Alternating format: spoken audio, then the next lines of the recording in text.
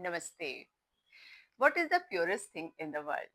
और डेफिनेटली आपका आंसर होगा कि माँ का दूध। इससे ज्यादा प्योर फॉर्म कुछ भी नहीं होती। और उसके बाद नंबर आता है कोकोनट का। कोकोनट वाटर हो या कोकोनट का फल हो, उसे भी सबसे प्योर माना जाता है, इसीलिए उसे श्रीफल कहते हैं।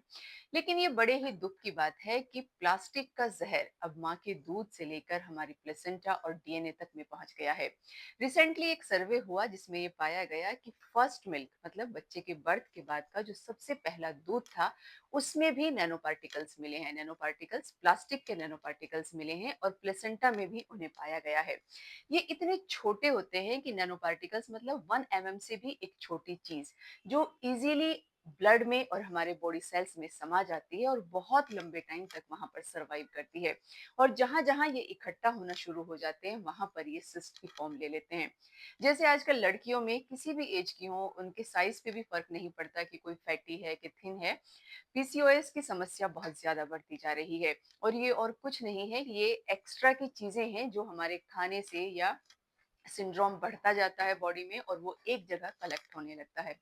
अब सोचने की बात है कि हम प्लास्टिक को डायरेक्टली तो खाते नहीं है, तो वो हमारी बॉडी में जा कैसे रहा है। जी हाँ, हम हर सुबह उठकर ब्रश करते हैं, चाहे आप हर्बल करें चाहे आप किसी भी कंपनी का करें, लेकिन करते तो उसे ब्रश से हैं और ब्रश प्लास्टिक से बना है।